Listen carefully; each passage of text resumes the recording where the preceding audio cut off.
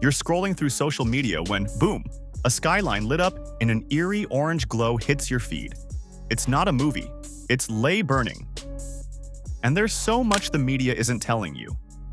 Eye-breaking. LA is burning. What the media isn't telling you. Picture this. Palm trees silhouetted against a wall of flames, the kind of scene you'd expect from a Hollywood disaster film. But this was real. January wasn't just another month in LA. It was 20 straight days of wildfire chaos stretching from canyons to coastlines. When the smoke cleared, the numbers were staggering. Over 57,000 acres torched, nearly 18,000 homes gone, and dozens of lives lost. But numbers alone can't capture what really happened, or what happens next. Beneath the stats lies a story of resilience, heartbreak, failure, and questions the headlines never asked. Here's what they didn't show you. Ursangs 1. When wildfires invade neighborhoods. This wasn't just a forest fire, it was a suburban crisis. Flames didn't stop at hillsides, they crashed into neighborhoods, burning through homes like paper. Within hours, small brush fires exploded into citywide disasters, jumping highways and power lines. Entire blocks vanished before alerts were even sent. And while some systems failed to warn in time, others never activated at all. People had minutes, sometimes seconds. And tonight, he's saying that he's going to file a lawsuit against the Trump administration over its decision to deploy the California National Guard without his approval. Now, the governor spoke with to flee. For many, it wasn't about saving things. It was about escaping with their lives. Chapter 2. The trauma that lingers. Fires may burn quickly, but the trauma they leave behind smolders for months, even years. Displacement doesn't just mean finding a new place to sleep.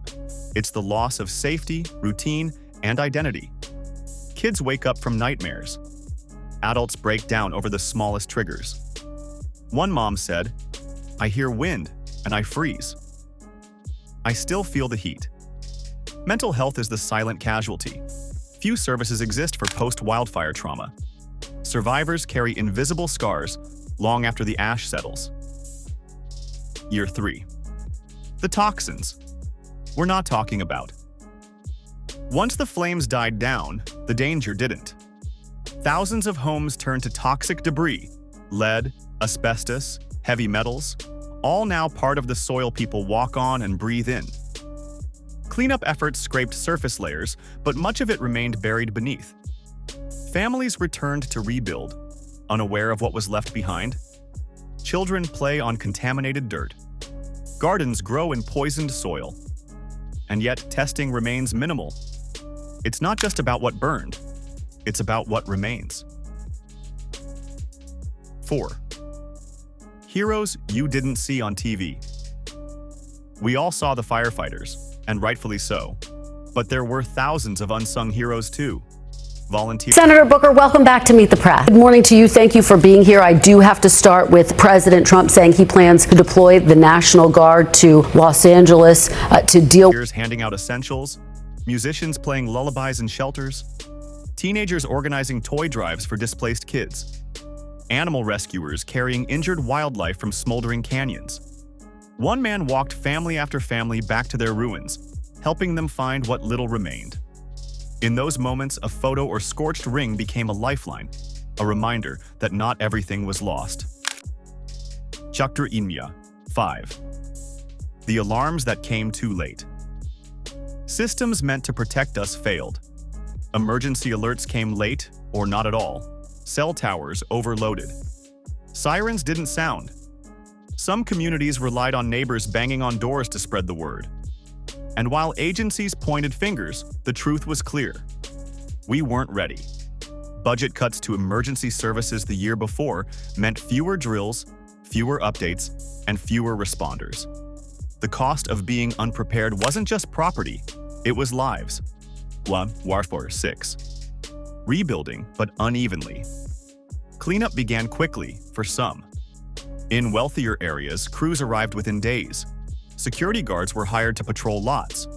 Insurance checks flowed fast. But elsewhere, feeling there's a pretty good chance that in the White House there might be a television on and he might be watching us right now. Yeah, he can learn something. What might you say to him? If I'll give you the floor. You have the opportunity. debris sat untouched. Renters were left with nothing. Mobile home parks became ghost towns. Many still bounce between motels and shelters. This fire exposed more than poor planning. It revealed deep inequality. Who recovers and how fast depends on zip code, not need. Nazareth 7.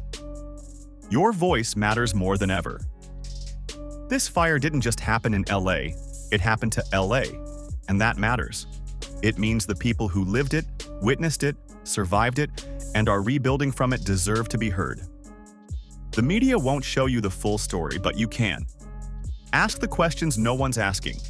What happens next time? Are warning systems fixed? Is the soil safe? Is help reaching everyone? You don't need to be a reporter to make a difference. Share a story, support a survivor. Volunteer, donate, speak up. The headlines fade, but the impact doesn't. LA is burning, but this city doesn't burn out. Its strength is in its people. If you want more than just headlines, if you want real stories, raw truths, and the power to make a difference, hit subscribe and stay connected. The news moves on, but we won't. Let's rebuild together.